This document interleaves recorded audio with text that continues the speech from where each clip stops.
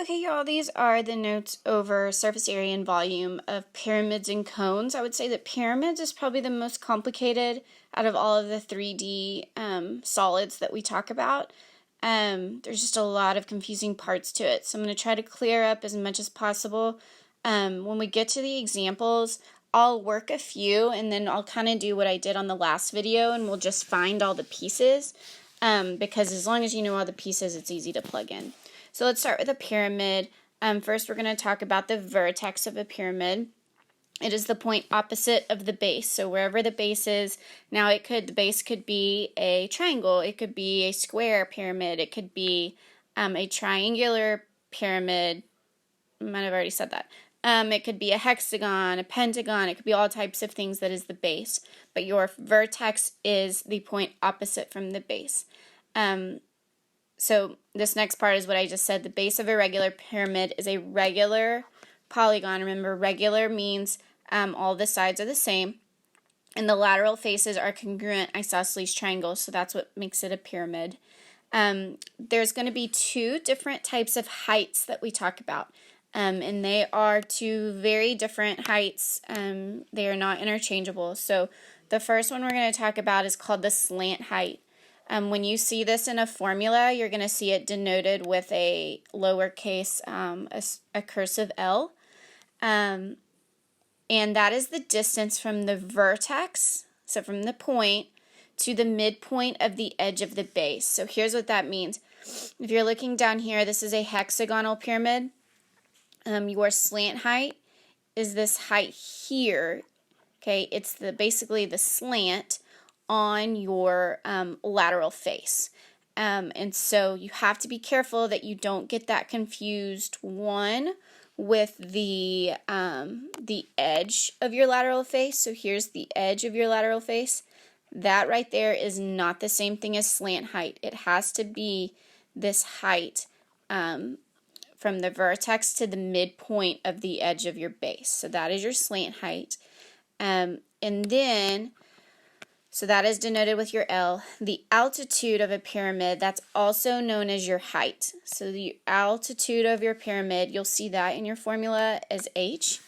And that is if we were to draw in, if I was looking at this hexagonal pyramid again, your height would be from the vertex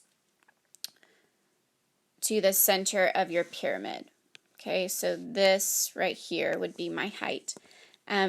If you're looking at this cone down at the bottom, then this would be your height. And then we'll talk more about cones here in a minute, but this would be your slant height. Okay, so it's really important that you distinguish the difference between those two.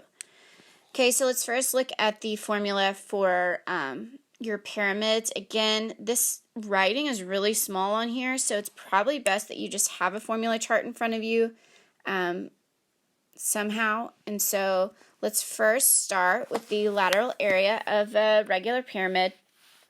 So here's your lateral area formula. So lateral area is equal to the perimeter times L, that's your slant height, over 2. Okay, so that's getting all of those triangles that are surrounding that pyramid.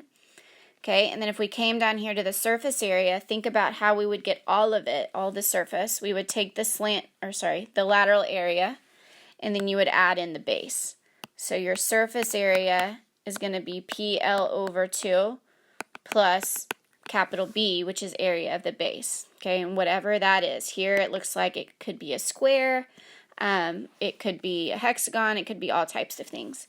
And then we go down to volume, and what you'll see on the formula chart is base times height over 3. So again, this is area of the base. Here, this is height. This is height of your pyramid. So if we're looking at this pyramid over here, that would be that piece. So again, just make sure you distinguish between the L and the H, because those are two different things. Okay, then let's talk about the formulas for the cone. And so again, we have these different pieces of the cone. And so you have your height. Again, that's from the vertex. And that'll be to the center of your circle. Okay, so that's your height. Your radius, okay, is just the same radius that we always see. Okay, and then your slant height will be this piece on the side. we go. Okay, so there's your slant height. Here's your formulas for a cone. So lateral area is going to be pi RL. So pi times radius times slant height. Surface area will be, you take your lateral area and you add pi r squared, okay, because you're adding in that circle on the bottom. And then what's nice is, this is the reason we do this on the same day, is that the volume of a cone is going to be the same as a pyramid. So area of the base times the height of the pyramid divided by 3. Okay, so now that you know all of that, we are going to do these examples. So some of these are going to ask you to find all three, lateral, surface, and volume. Some of them will just ask you to find one thing. So this first one's just asking for the volume, and all the answers are on here. That way, if you wanted to go back and check these answers, you can, because I am not going to work through all of these. Okay, so first I would look at this 3D solid, and I would say, okay, this is a pyramid. This is a triangular pyramid.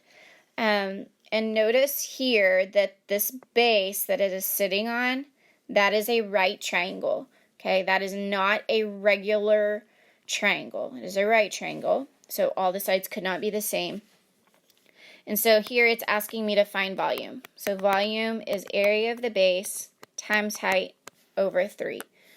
Okay, so let's see if we have any of that. I do see that the height is drawn in right here, okay, from the vertex to the center of that triangle. So that is my height. So that's 4. And now I just need the area of the base. So since the base is a right triangle, then I can just do base times height over 2. So area is 3 times 4 over 2. And so our base area here would be 6. Okay, and so I'm going to do volume is equal to 6 times 4 over 3. So it'd be 24 divided by 3, which is 8. That one's pretty straightforward. Okay, now we go to number 2. Okay, and here again it's wanting the volume. So I'm going to get the area of the base. You can see the base here. This is a rectangular pyramid. And so the area of that base would be 2 times 5 would be 10. Times the height of the pyramid, that is drawn in for us, which is 5, and then over 3. So that is where 50 over 3 comes from. Okay, now we go on to number 3. Here's where we're going to have to start doing a little bit more work because it's asking for everything here. So the lateral area, this is a square pyramid, and it tells us the base edges are 24. So these edges are 24. And L, remember that means lateral height. Lateral height here is 13. I'm just going to draw that in. That's a really bad line, but that's that piece there is 13. Okay, so I'm going to say, okay, well, lateral area is equal to the perimeter. Okay, that would be 24 times 4. And 24 times 4 is 96. Times the height. We actually are not given the height. Times lateral height. Lateral height and slant height, you'll hear me use those words interchangeably. Those are the same thing. Lateral and slant, those are the same thing. It does give us that. So that's 13 and then over 2. And if you do all that, you get 624. Again today, you're probably not going to hear me say units just because it saves time. Okay, surface area, I'm going to take what we just got for that, plus I need to add in the area of the base. Okay, well, the area of the base would be 24 times 24, because this is a square, or 24 squared, and that's 576, and if you add those, you get 1200. Okay, and then the volume would equal the area of the base. We said that was 576. Times the height, now that's the height of the pyramid, we actually do not have that yet, and then over 3. Okay, and so we need to figure out what the what the height of this pyramid is. So what I'm going to do is I'm going to draw in what this height would look like. So I'm going to draw that in green. Okay, and then I am going to draw in from the center of that square to the midpoint of this side. Okay, and think about what we just drew in. We just drew in an apothem. And this is why it's so important that you understood the area unit, because here we have this apothem. Okay, and that apothem here is going to be, well, this one's easy because it's from the center to the side of the square. So it's just going to be half of 24, which is 12. Okay, and so now I need to figure out what the height is, and I can do that really easily because this is a triple. So I have this leg is 12, and then the hypotenuse is 13, which means that number is 5. Or you could do Pythagorean theorem. And so when you multiply all that out, you get 960. Okay, so for the rest of these, what we will do, I'll do the hard part. I'll get all the pieces, because this is a lot, and it would take forever. So we'll work through getting the pieces, and then if you want to go back and try to plug them in yourself, you can, or you can just do it on the homework. So on number 4, we've got lateral area, which means we need to get the perimeter. Okay, well, the perimeter here is really easy because this is a square. So 12 times 4, the perimeter would be 48. Times the slant height. You can see here that slant height is drawn in. The slant height here is 8. So I'm going to say that the slant height is 8, and that's everything we would need for lateral area. Okay, now if we talked about surface area, we would take that lateral area and we would need to add in the area of the base. So the area of the base here would be 12 times 12 would be 144. Okay, and then for volume, we would need the area of the base, and we would need the height. Okay, and the height is what we do not have here. Okay, again, this one's pretty easy because this is a square, which means this apothem that I just drew in on here, it would be 6. And if the slant height is 8, I would now just have to do Pythagorean theorem to figure out the height. So we'll go ahead and do that just so we get all these pieces.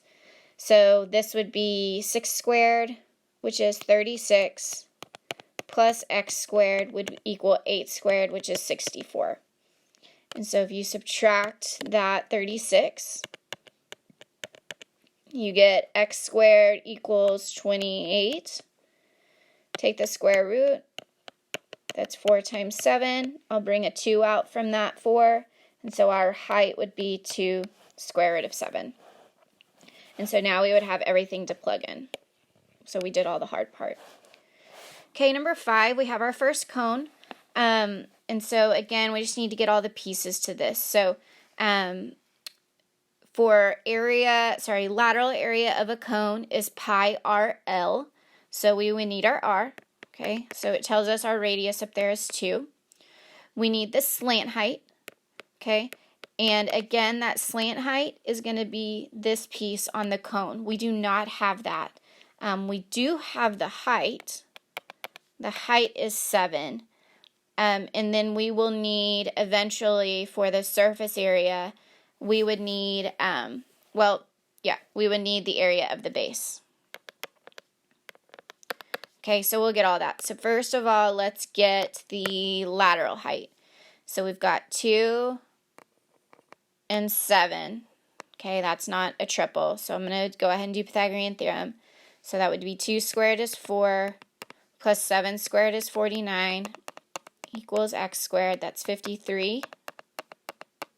If I take the square root, my lateral height, there's no perfect squares in 53. So it's just square root of 53. Okay, and then the area of the base is just a circle.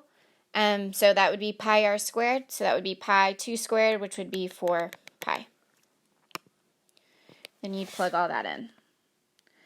Number 6, okay, this is a regular triangular pyramid, which means these pieces of this base are all going to be equal.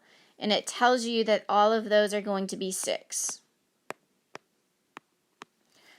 Okay, so let's first start. To be able to get the lateral area of a pyramid, I would need to know the perimeter. Okay, so the perimeter is 6 times 3 is 18. I would need the lateral height. We do not have that right now. They do tell us that the height, now that's the height of the pyramid.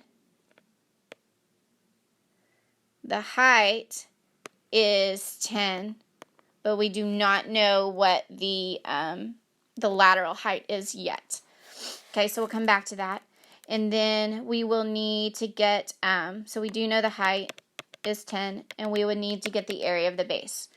Okay, and so here, think about what your base is. It is an equilateral triangle. So thinking back to last unit, the formula for equilateral triangle is side squared, square root of 3 over 4.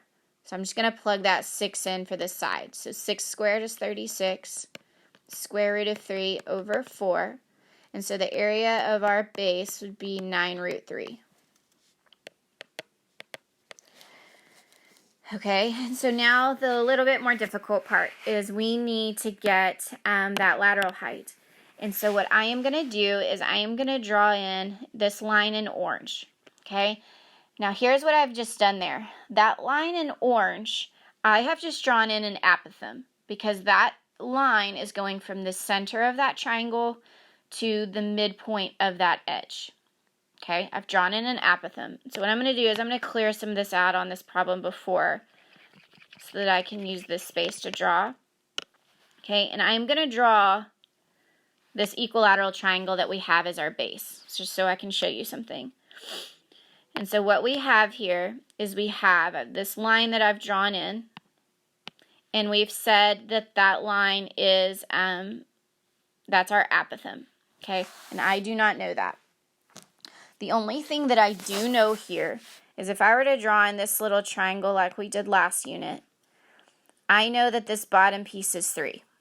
Okay, well that's really unfortunate here because this angle here, that's my 30 degrees. That would be great if that was my 60 because then 3 would be my short leg, but it's not. And so this is why I'm saying this unit is a lot more, or this video, these notes are a lot more complicated because there's a lot more work that goes into this. So where this 3 is, this is my x root 3 side. So I know some of you know a trick, some of you do not. And so what I am going to do is I'm going to say that x root 3 is equal to 3. Because we need to find what x is so that we can find this apothem, so that we can find our lateral height. Okay, this is what we're trying to find here that I'm drawing in blue. So I need to create this right triangle so that I can find that. So I'm going to divide by root 3. So I would have x equals 3 over root 3. I have to rationalize that. So I'm going to multiply it by root 3 over root 3. So that would be 3 root 3 over 3, and those 3's cancel out. So after all that work, our apothem here is square root of 3.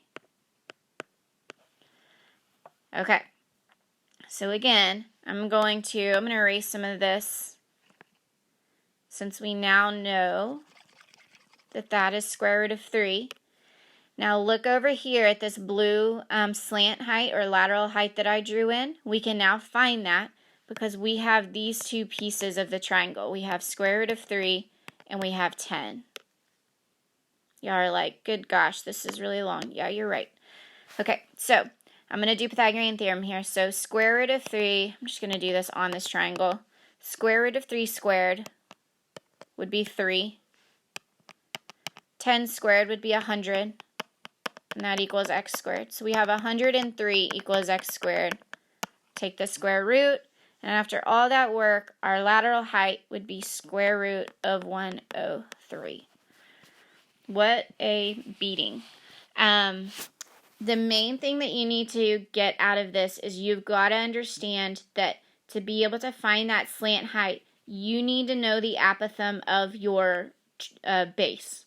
That was really easy when we had these squares as our bases, right? Because that's just going to be half of the side.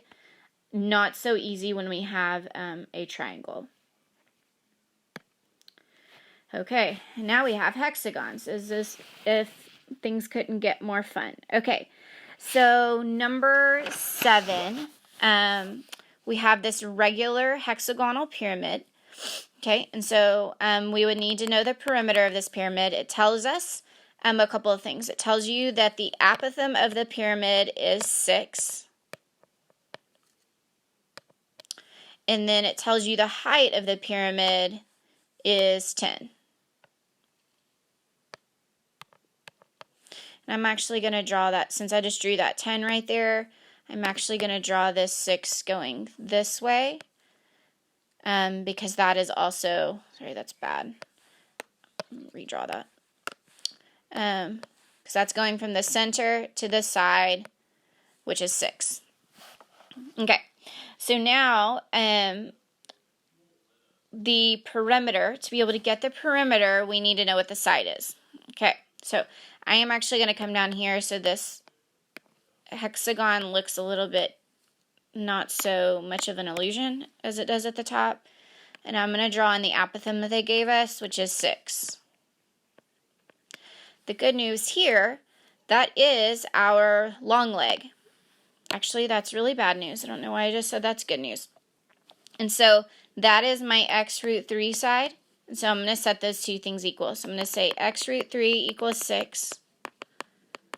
This is so that we can find the side so that we can get the perimeter. Divide by root 3, then rationalize it. So we have 6 root 3 over 3, which would be 2 root 3. Okay, and so all that has just done for us is gotten this little piece down here. So if that's 2 root 3, this other piece is 2 root 3. So the side of the hexagon is 4 root 3. And if I multiply that by 6, then my perimeter is 24, square root of 3. Starting to see why it was so important that you understood last unit. It's like coming back to bite you if you didn't. What else do we need? We need the lateral height. The good news is we do have that apothem, and so that we can now find this lateral height. And so I'm going to do 6 squared plus 10 squared, so that would be 36 plus 100 equals x squared. So that would be 136 equals x squared. When I take the square root of that, that's going to simplify to 2 square root of 34. So that's my lateral height. We actually know our height is 10. And then the only other thing we need here is going to be the area of the base, which the good news is we already have a lot of that information. So for the area of this base, I would have to do apothem, which is 6, times the area of the base, which, times the perimeter, which is 24 root 3, over 2. And so when you do this, you get your area of your base. Hold on, let me check this one more time. To be 72 square root 3. Voila. Okay, number 8. Again, can you imagine how long this video would be if I actually took the time to plug all these in? That would be crazy. So you're welcome. All right, number 8. Trying to decide if I want to do this one or not. I think I will skip that one. We'll come down here to this cone. It says the radius of this cone is 9 and the slant height is 15. Okay, so for a cone, for a lateral area, we would need the radius, which we have. We would need the slant height, which we also have. That would get us our lateral area. Okay, then for surface area, we would have to add in pi r squared. Okay, which we also have. Okay, because we already have the r. Then for the volume, we would need the height, which we don't have. And we would need the area of the base, which would be pi r squared, so that would be 81 pi. So the only work you would have to do here is to find that piece. And the good news is this is a 3, 4, 5 triangle. So you could do Pythagorean theorem, or you could just know that that height would be 12. And then plug all that in. Number 10, I do want to set this one up, even though you look at it and you're like, oh, this is a square pyramid, this is going to be easy. There is something different about this one. So notice here that this is giving you the lateral edge. Okay, I talked about this earlier, that the lateral edge is not the same thing as the lateral height. So what I'm going to do is I'm going to draw in that lateral height so you can see the difference. Okay, so that's my lateral height. Notice where the 12 is. That's our lateral edge. Okay, and so what we need to do is we do need to, first of all, for the lateral area, we would need to know the perimeter. Okay, so the perimeter is easy. That's 10 times 4 is 40. But we do need to find that lateral height.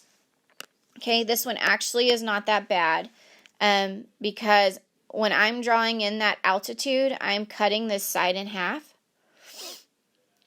And so I can just find my altitude or my lateral height or my slant height, whatever you want to say, by doing Pythagorean theorem.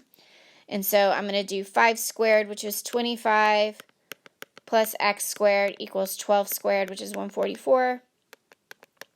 Subtract 25. So you have x squared equals 94. And take the square root of that. And so our lateral height here would be, sorry, I just lost my train of thought. My lateral height, sorry, X-nail that. Okay, sorry. Whenever I'm drawing in, sorry, you cannot do what I just did. I don't know why I just did that. What we just found, where that 5 was, that is my apothem. Sorry about that. To be able to find this slant height here, I need the actual height of my pyramid. And so,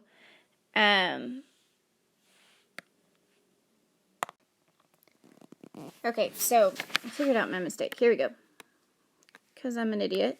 144 minus 25 is 119. All right, that makes more sense. So that lateral height that we just found here, I was doing it right the first time, I just, don't know what happened, is going to be square root of 119. Okay, and so what else we would need for this pyramid, we would need the area of the base. Okay, that would be easy. That's 10 times 10 is 100. And then the last piece to this is we would need to find the height. Okay, well, we know the apothem here is 5. So what we have here is 5. We need to find the height, and we know that the slant height here is the square root of 119. So if I do x squared plus 5 squared is 25, and then if I square the square root of 119, that equals 119. Subtract 25, and there's my 94 that I was writing down for the other thing. And so the height here is square root of 94. Okay, we are going to skip this next one. That's another regular triangle pyramid, and we did one of those earlier. What we're going to close up with here is some composite figures. We talked about this a little bit in the last video with the other solids. And I'm just going to talk through these, and then I would suggest you work a couple. Of course, you could work them on your homework, but make sure that you really understand these. So here, if I'm talking about surface area, what you need to think about here, and I'll tell you this, the volume on all these are going to be really easy. The volume is not going to be the hard part, because volume is everything inside. So it doesn't matter if it's showing or it's not. It's everything on the inside, so that's not going to be affected. It's the surface area that is be affected. For example, this particular example, we have this cylinder, and then we have the cone sitting on top. Well, if you think about everything on the surface that's being shown from the cylinder, it's everything except the top. So when you get the surface area of your cylinder, you need to take out a pi r squared because we need to take out that circle there that's not being shown. And then if you focus on the cone, it's the same deal. You can see everything, the lateral area of the cone, but you can't see the circle part is not being exposed. And so I'm not going to go through these. These are all, they're pretty easy to find the pieces. That's not the hard part. It's just making sure that you understand what part is not being exposed. So in this case, you would have to take a pi r squared out, not only from your cylinder, but you would have to take a pi r squared out from your cone.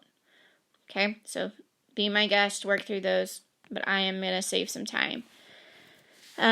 Number 13, which you have to understand here, is that you have this rectangular prism. Again, these volumes on all of these, easy, no big deal. It's the surface area. And so if you look at here, we have this rectangular prism. Now notice that in that rectangular prism, everything is being shown except for this circle piece of this cone. And so not only do you have to take a circle out of the cone, but you have to take a circle out of the rectangular prism. So again, if you know that, this is not hard, but you have to understand that you're taking two circles out, one from the cone formula, and then you have to take a pi r squared out also from the prism. Okay, number 14, same idea. You've got a cube, and here you're taking out a cone. Okay, and so it says composite figure with a cube and a removed cone, which means this circle up here is open. Okay, and so because that's not being exposed, you would need to take out a circle from your cone, and then you also would have to take a circle out from your cube.